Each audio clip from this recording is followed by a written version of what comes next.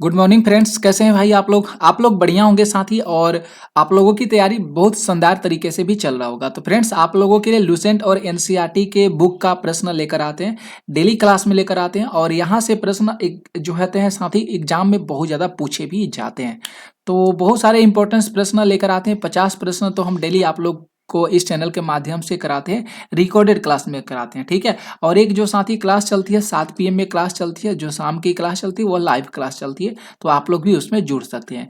तो हर एग्जाम यानी all India की बात करेंगे, जो सारे एग्जाम होते हैं, जैसे स्टेट गवर्नमेंट का एग्जाम होगा, सेंट्रल लेवल का एग्जाम होगा, तो वो सभी एग्जाम के लिए इंपॉर्टेंस है ये सारी क्लास, क्योंकि लूसेंट और एनसीईआरटी से ही प्रश्न जो होते हैं दोस्तों पूछे जाते हैं। जैसे अभी रेलवे ग्रुप डी का एग्जाम होने वाला है, एनटीपीसी का एग्जाम हो रहा है, क्योंकि रेलवे ग्रुप डी का एग्जाम जो है कुछ दिनों में होगा, लेकिन अभी उसका फॉर्म जो है भरा जा रहा है, ठीक है। तो ये सारे एग्जाम जो है मेरे भाई, एग्जाम के लिए इंपॉर्टेंस ये क्लासेज है, डेली क्लास चलती है। तो आप लोग लेक्चर को देखिए, वीडियो को कंप्लीटली देखिए, और आप लोगों के पास जो भी ग्रुप्स होंगे उस ग्रुप में शेयर करिएगा, ठीक है। तो मिक्स कंटेंट होता है लूसेंट और एनसीईआरटी का। प्रैक्टिस सेट हम लोगों का 24 है और क्लास हम लोगों का 128वां है। तो आइए हम लोग देखते हैं। क्लास का पहला प्रश्न है कि टीका रोग जो है किस फसल से संबंधित है। टीका रोग जो है किस फसल से संबंधित है, बहुत बढ़िया सा प्रश्न है। तो आप लोग यहाँ पे डी ऑप्शन को सही कर लीजिएगा, मूंगफली से संबंधित हो जाएगा। टीका रोग जो है किस फसल से संबंधित है, तो भाइयों मूंगफली को आप लोग सही करिएगा। यहाँ पे ग्राउंड नट जो हो जाएगा सही हो जाएगा। इसके आगे बात करेंगे सेकंड प्रश्न। सेकंड प्रश्न है कि जीवाणु कोशिका में सूत्रकणिका की संख्या कितनी होती है। जीवाणु कोशिका में सूत्रकणिका की संख्या कितनी होती है। तो फ्रेंड्स याद रख लीजिएगा, शून्य होता है। कितना होता है भाई, शून्य होता है, ठीक है। यहाँ पे 0 आप लोग याद रख लीजिएगा, डी ऑप्शन सही जाएगा। आगे बात करेंगे नेक्स्ट प्रश्न पे। तीसरा है कि जिन में यहाँ पे दिया गया जिम्न में किस एक कोशिका द्वारा इंसुलिन का स्राव होता है। ये भी मेरे भाई बहुत शानदार सा, बहुत इंपॉर्टेंस यह प्रश्न है कि यहाँ, अरे भैया निम्न में ना, यहाँ पे होना चाहिए निम्न में से किस कोशिका के द्वारा इंसुलिन का स्राव होता है। ये चीज यहाँ पे प्रश्न जो है दिया गया है, ठीक है। तो ध्यान में रख लीजिएगा मेरे साथियों, यहाँ पे दिया गया अल्फा सेल यानी अल्फा कोशिका, इस तरह से बीटा कोशिका, गामा कोशिका, और यहाँ पे दिया गया उपयुक्त में से कोई नहीं। तो आप लोग यहाँ पे बी ऑप्शन को सही करिएगा, बीटा कोशिका को आप लोग सही कर लीजिएगा। निम्न में से किस कोशिकाओं के द्वारा इंसुलिन का स्राव होता है, तो बीटा कोशिका को आप लोग सही कर लीजिएगा, ठीक है। आगे बात करेंगे चौथा प्रश्न। चौथा प्रश्न है कि which is the longest bone in the human body, यानी मानव शरीर की सबसे लंबी अस्थि कौन सी है। तो मानव शरीर की सबसे लंबी अस्थि जो है आप लोग फीमर को कर लीजिएगा, उरु अस्थि जिसको बोला जाता है। क्या बोला जाता है साथियों, उसको उरु अस्थि बोला जाता है, फीमर बोला जाता है, ठीक है। नेक्स्ट प्रश्न की बात करेंगे, यहाँ पे देख लीजिएगा। अगला प्रश्न है 5 नंबर की, which of the following is an example of the fibrous protein. तो निम्न में से कौन जो है एक प्रकार की रेशेदार प्रोटीन का उदाहरण है। रेशेदार प्रोटीन का उदाहरण जो है कीरोटीन है। क्या है साथियों, यहाँ पे रेशेदार जो प्रोटीन है इसका उदाहरण जो है कीरोटीन को सही करिएगा। नेक्स्ट प्रश्न की बात करेंगे 6 नंबर प्रश्न। 6 नंबर प्रश्न है कि on which date each world forestry day celebrated every year, यानी विश्व वानिकी दिवस प्रतिवर्ष किस तिथि को मनाया जाता है। तो विश्व वानिकी दिवस जो है हमेशा 21 मार्च को मनाया जाता है। कब मनाया जाता है, 21 मार्च को मनाया जाता है। और ये सारे प्रश्न इंपॉर्टेंट है, परीक्षा के ध्यान में रखते हुए सारे प्रश्नों को क्रिएट किया गया है, ठीक है। तो आप लोग भाई जरूर याद रख लीजिएगा और ध्यान से इस वीडियो को देखिएगा। यहाँ पे अगर 7 प्रश्न की बात करेंगे कि in which state in Kanger valley national park is located. Kanger घाटी राष्ट्रीय उद्यान किस राज्य में स्थित है। तो कांगेर घाटी राष्ट्रीय उद्यान जो है फ्रेंड्स ये है छत्तीसगढ़ में है। कहाँ पे भाई, छत्तीसगढ़ में है। तो डी ऑप्शन सही कर लीजिएगा। 8 प्रश्न की बात करेंगे साथ ही देख लीजिएगा, which form of the currency is known as known and narrow money, यानी निम्न में से मुद्रा के किस रूप को संकीर्ण मुद्रा कहा जाता है। बहुत बढ़िया सा प्रश्न है ये, ठीक है, कि निम्न में से किस मुद्रा को संकीर्ण मुद्रा के नाम से कहा मतलब जाना जाता है, कहा जाता है। तो याद रख लीजिएगा एमोन के रूप में, किसको भैया, एमोन बोला जाता है, ठीक है। आगे बात करेंगे यहाँ पे 9 जो प्रश्न है कि set is this stock change, set is the stock exchange of which country. यहाँ पे कह रहा है कि सेट यानी निम्न में से किस देश के स्टॉक एक्सचेंज का नाम है, किस देश के स्टॉक एक्सचेंज का नाम है। तो साथियों ध्यान में रख लीजिएगा, थाईलैंड का हो जाएगा। किसका होगा भाई, थाईलैंड को आप लोग सही करिएगा। इसके आगे बात करेंगे 10 प्रश्न है साथियों, देखिएगा यहाँ पे जो 10 प्रश्न है कि when did India conduct its first nuclear test, भारत ने अपना पहला परमाणु परीक्षण कब किया था? तो भारत ने अपना पहला जो परमाणु परीक्षण किया था 18 मई 1974 को किया था। कब किया था साथियों? तो 18 मई 1974 को भारत ने अपना पहला परमाणु परीक्षण को किया था। आगे बात करेंगे 11 जो प्रश्न है कि Dhanvantari and Kalidas were in the court of which ruler, यानी धनवंतरी तथा कालिदास निम्न में से किसके दरबार में रहते थे? धनवंतरी और कालिदास जो थे फ्रेंड्स ये चंद्रगुप्त द्वितीय के दरबार में रहते थे। यहाँ पे जो साथियों बी ऑप्शन में दिया गया ना भाई, आप लोग इसको सही कर लीजिएगा, ठीक है, कि धनवंतरी तथा कालिदास जो है ये किसके दरबार में रहते थे? तो मेरे भाई याद रख लीजिएगा ये चंद्रगुप्त द्वितीय के दरबार में रहते थे। यहाँ पे जो है साथी बी ऑप्शन सही कर लीजिएगा। नेक्स्ट प्रश्न की बात करेंगे 12। यहाँ पे जो 12 नंबर जो प्रश्न दिया गया है कि किस इतिहासकार ने बहादुर शाह को शाह ए बेखबर कहकर पुकारा था? बहुत बढ़िया सा प्रश्न है कि किस इतिहासकार ने बहादुर शाह को शाह ए बेखबर कहकर पुकारा था? भाई ये इस तरह का प्रश्न है। तो यहाँ पे खफी खान की बात करेंगे, ये सही जाएगा, ऑप्शन नंबर बी सही जाएगा, खफी खान, ठीक है। नेक्स्ट देखिएगा अगला प्रश्न है, यहाँ पे 13 प्रश्न दिया गया कि which was the first newspaper published in the Bengal language, यानी बंगाली भाषा में प्रकाशित होने वाली पहला समाचार पत्र निम्न में से कौन सा था? तो बंगाली भाषा में जो प्रकाशित होने वाली जो पहला समाचार पत्र है उसका नाम है दिग्दर्शन। क्या नाम है उसका? दिग्दर्शन नाम है, ठीक है। नेक्स्ट देखिएगा प्रश्न 14 है। यहाँ पे 14 प्रश्न दिया गया कि during whose the tenure was the religious commission form, यानी रैले कमीशन का गठन किस वायसराय के कार्यकाल के दौरान किया गया था? तो याद रख लीजिएगा साथियों लॉर्ड कर्जन के कार्यकाल के दौरान जो है रैले कमीशन का गठन किया गया। जो यहाँ पे रैले कमीशन आप लोग देख रहे हैं ना, रैले कमीशन फॉर्म, आप लोग इसका गठन किया गया था लॉर्ड कर्जन के शासनकाल में के दौरान, ठीक है। इसके आगे बात करेंगे, यहाँ पे दिया गया who is the author of the books broken wings, यानी ब्रोकन विंग्स पुस्तक के लेखक निम्नलिखित में से कौन से हैं? तो भाई उनका नाम है सरोजिनी नायडू, ठीक है। ब्रोकन विंग्स जो पुस्तक है ये किसके द्वारा लिखा गया है? तो मेरे साथ ही याद रख लीजिएगा सरोजिनी नायडू के द्वारा लिखा गया है। नेक्स्ट देखिएगा प्रश्न 16 है। यहाँ पे 16 प्रश्न कर रहा है कि अहमदाबाद मिल मजदूर हड़ताल के बाद मिल मालिकों के द्वारा कितने प्रतिशत बोनस देना स्वीकार किया गया था, एक्सेप्ट किया गया था, ठीक है।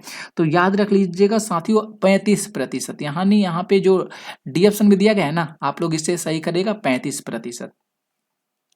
17 प्रश्न है कि इंडियन सोसाइटी संगठन की स्थापना किसके द्वारा किया गया था, यानी who founded the Indian society organisation, Indian society संगठन की स्थापना किसके द्वारा किया गया था? तो याद रखिएगा फ्रेंड्स आनंद मोहन बोस के द्वारा किया गया था। किसके द्वारा? तो साथियों आनंद मोहन बोस के द्वारा किया गया था, बी ऑप्शन सही जाएगा।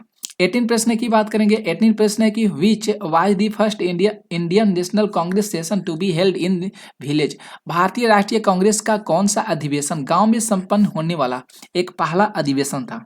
गांव में संपन्न होने वाला भारतीय राष्ट्रीय कांग्रेस का कौन सा अधिवेशन था भैया? पहला अधिवेशन की बात किया गया, ठीक है। तो पहला अधिवेशन जो था 91वां था। कौन था भैया? 51वां जो है अधिवेशन था, ठीक है। तो सी ऑप्शन सही जाएगा।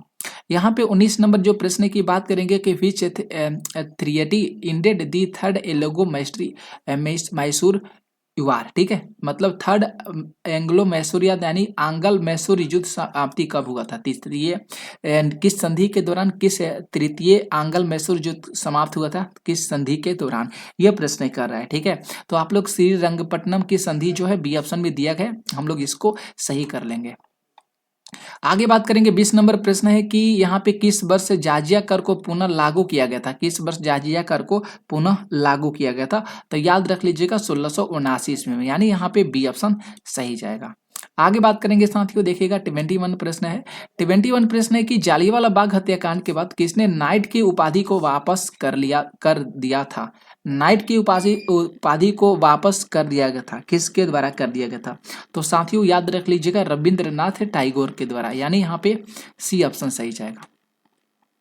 नेक्स्ट देखिएगा प्रश्न 22 है कि यहाँ पे in which year was the first hockey world cup held, यानी प्रथम विश्व हॉकी कप का आयोजन जो है किस वर्ष किया गया था? तो साथियों याद रख लीजिएगा 1971 में किया गया था। कब किया गया था भाई? 1971 में, यानी 1971 में। यहाँ पे सी ऑप्शन सही जा रहा है।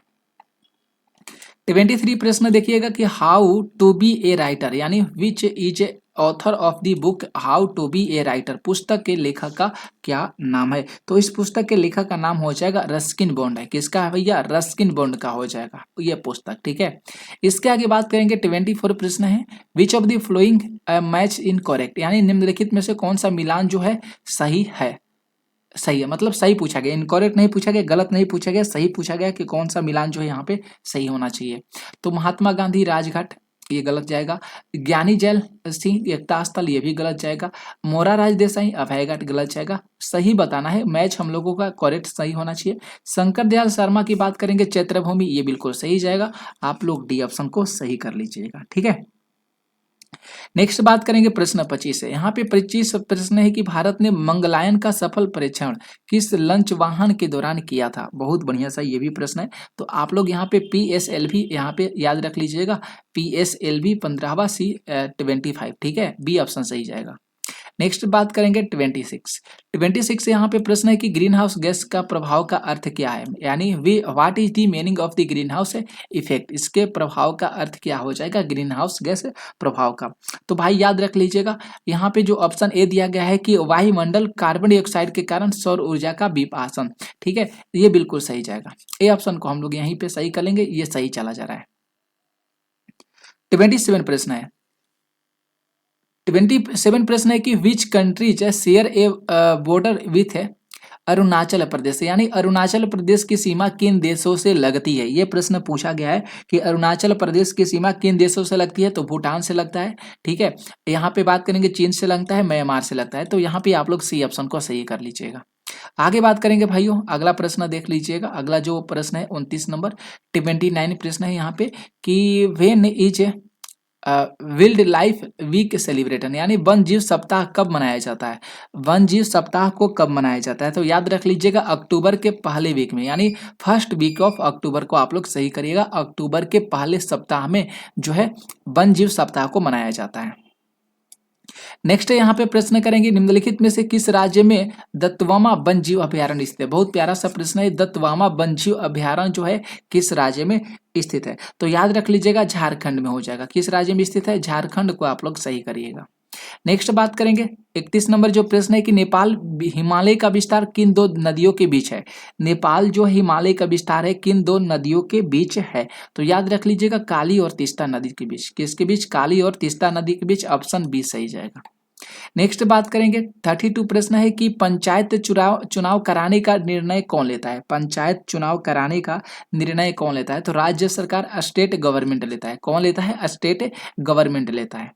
इसके आगे बात करेंगे यहाँ पे आर्थिक नियोजन किस सूची का विषय माना गया। आर्थिक नियोजन जो है किस सूची का विषय माना गया, समवर्ती सूची का, ठीक है। यहाँ पे सी ऑप्शन सही जाएगा। आगे देखिएगा फ्रेंड्स 34 प्रश्न बहुत बढ़िया है कि भारतीय संविधान के किस अनुच्छेद में वर्णित है कि राष्ट्रपति की सिफारिश के बिना कोई कर लगाने वाला विधेयक विधायक में नहीं रख सकता है। बहुत बढ़िया सा प्रश्न है कि राष्ट्रपति की सिफारिश के बिना कोई कर लगाने वाला विधेयक जो होगा ये विधायिका में नहीं रखा जा सकता। ये प्रश्न है, विधायिका में नहीं रखा जा सकता है, ठीक है। तो विधायिका में नहीं रख सका जाता, यानी आर्टिकल जो बताया गया है यहाँ पे 117 के अंतर्गत, किसके अंतर्गत, आर्टिकल 117 के अंतर्गत जो है राष्ट्रपति की सिफारिश के बिना कोई भी कर, कोई भी टैक्स वाला जो विधेयक होगा ये विधायिका में नहीं रखा जा सकता है। आर्टिकल 117 को सही करिएगा। नेक्स्ट बात करेंगे 35 प्रश्न है कि संविधान के किस अनुसूची में विभिन्न राज्यों में अनुसूचित क्षेत्रों के प्रशासन और नियंत्रण के लिए एक विशेष प्रकार का उपबंध है। बहुत बढ़िया सा प्यारा सा प्रश्न है, तो ध्यान में रख लीजिएगा। 5वीं अनुसूची को सही करिएगा, ठीक है, 5वीं अनुसूची सही जाएगा। यहाँ पे अगर बात करेंगे 36 प्रश्न है कि बंधुआ मजदूर प्रणाली जिसको उन्मूलन बोलते हैं अधिनियम संसद द्वारा किस वर्ष से पारित किया गया था। बहुत बढ़िया सा प्रश्न है, तो ध्यान में रख लीजिएगा 1976 में कब किया गया था। कब किया था, 1976 ईस्वी एडी कर लीजिएगा, सही आंसर। अगर बात करेंगे 37 प्रश्न का कि निम्नलिखित में से कौन जो है एक गैर प्रकार का संवैधानिक निकाय है, ठीक है। गैर प्रकार का एक जो है संवैधानिक निकाय हो जाएगा। गैर प्रकार का एक प्रकार जो है फ्रेंड्स है संवैधानिक निकाय। ओके, तो यहाँ पे अगर बात करेंगे साथियों, यहाँ पे दिया गया राष्ट्रीय मानव अधिकार आयोग। ठीक है भैया, ये तो हो जाएगा, ये सही जाएगा। वित्त आयोग तो करेंगे, ये गैर संवैधानिक निकाय नहीं है। केंद्रीय अन्वेषण ब्यूरो की बात करेंगे, ये चला जाएगा। लोकपाल की बात करेंगे, ये भी चला जाएगा। ठीक है, तो यहाँ पे जो सही आंसर की बात करेंगे, पहला, तीसरा, चौथा किस ऑप्शन में दिया गया, तो सी ऑप्शन में दिया गया। हम लोग सी ऑप्शन को सही कर लेंगे। नेक्स्ट देखिएगा, अगला प्रश्न है 38 प्रश्न है। 38 प्रश्न है कि संपत्ति के अधिकार को किस वर्ष मौलिक अधिकार से हटाया गया था। संपत्ति के अधिकार को संपत्ति के अधिकार को किस वर्ष मौलिक अधिकार से हटाया गया था, यह प्रश्न जो है साथियों यहाँ पे कर है। तो बी ऑप्शन को आप लोग सही कर लीजिएगा। 1975 में हटाया गया था। कब हटाया गया था मेरे भाई, 1975 में हटाया गया था। ठीक है, नेक्स्ट देख लीजिएगा, अगला ये प्रश्न है यहाँ पे कि ए रिवर सूत्र पुस्तक के लेखक का क्या नाम है। ए रिवर सूत्र जो है पुस्तक के लेखक का क्या नाम है। Who is the author of the book a river सूत्र। ठीक है, तो यहाँ पे अगर बात करेंगे गीता भगत का ना, गीता मेहता, यहाँ पे आप लोग याद रख लीजिएगा। ए रिवर सूत्र जो है ये गीता मेहता का है। किसका है, ये रिवर सूत्र जो है ये गीता मेहता का हो जाएगा। इसके आगे बात करेंगे 40 प्रश्न है कि ENIAC क्या है। बहुत बढ़िया सा प्रश्न है। ENIAC क्या है, बहुत प्यारा सा प्रश्न है। तो आप लोग यहाँ पे बी ऑप्शन को सही कर लीजिएगा। एक इलेक्ट्रॉनिक कंप्यूटर है। क्या है भैया, एक जो है एक प्रकार का इलेक्ट्रॉनिक कंप्यूटर है ENIAC। ठीक है, इसके आगे बात करेंगे 41 प्रश्न है कि विश्व नींद दिवस। अरे भैया ये देखिए कितना बढ़िया सा प्रश्न है कि when is the world sleep day celebrated every year, यानी विश्व नींद दिवस, वर्ल्ड स्लीप डे प्रतिवर्ष कब मनाया जाता है। ये देखिए कितना बढ़िया सा प्यारा सा प्रश्न है। तो 19 मार्च को मनाया जाता है। विश्व नींद दिवस कब मनाया जाता है, 19 मार्च को। विश्व नींद दिवस कब मनाया जाता है, वर्ल्ड स्लीप डे कब मनाया जाता है, 19 मार्च को। आगे बात करेंगे 42 प्रश्न है कि ध्वनि की पिच है जिसको तारत्व बोला जाता है किस पर निर्भर करती है। तो फ्रीक्वेंसी पर निर्भर करती है। किस पर निर्भर करती है, फ्रीक्वेंसी पर निर्भर करती है। बी ऑप्शन सही जाएगा। नेक्स्ट देखिएगा, प्रश्न 43 है कि सूर्य के चारों ओर पृथ्वी के घूमने के लिए कौन सा बल जो होता है जिम्मेदार माना गया है। तो गुरुत्वाकर्षण बल को जिम्मेदार माना गया। ठीक है, ग्रेविटेशनल जो फोर्स होता है ना, इसको माना गया। बी ऑप्शन सही जाएगा। 44 प्रश्न है कि जब कोई वस्तु पृथ्वी से चंद्रमा पर स्थानांतरित की जाती है तो उसके द्रव्यमान पर क्या प्रभाव पड़ता है। तो उसके जो द्रव्यमान होते हैं भैया अपरिवर्तित हो जाते हैं। ठीक है, अनचेंज होते हैं। क्या होते हैं, अनचेंज होते हैं। सी ऑप्शन सही जाएगा। नेक्स्ट देखिएगा, प्रश्न 45 प्रश्न है कि रात के समय आवासीय क्षेत्र में शोर का अनुमानित स्तर कितना होना चाहिए। बहुत बढ़िया सा प्रश्न है कि रात के समय आवासीय क्षेत्र में शोर का अनुमानित स्तर जो होना चाहिए कितना होना चाहिए। तो 45 डेसिबल होना चाहिए। कितना होना चाहिए, 45 डेसिबल होना चाहिए। 46 से देखिएगा, यहाँ पे निम्नलिखित में से किसका तरंगदैर्घ्य सबसे कम होता है। तरंगदैर्घ्य किसका कम होता है, तो होता है गामा किरण का, अल्फा बीटा गामा किरण का। ठीक है, डी ऑप्शन सही जाएगा।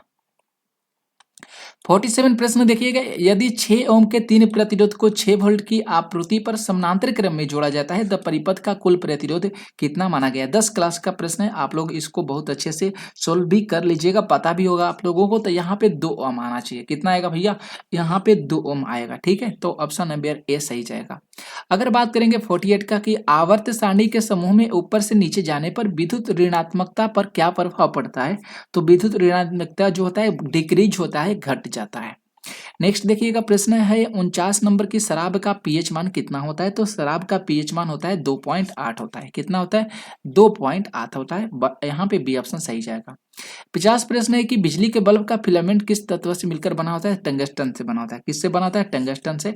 डी ऑप्शन सही जाएगा। तो ये सारे 50 प्रश्न थे एग्जाम के पॉइंट ऑफ व्यू से। कैसा आप लोगों को क्लास लगा मेरे भाई, आप लोग जरूर बता दीजिएगा और इस सेशन को आप लोग शेयर कर दीजिएगा। तो मिलते हैं नेक्स्ट क्लास में। आज के लिए थैंक यू।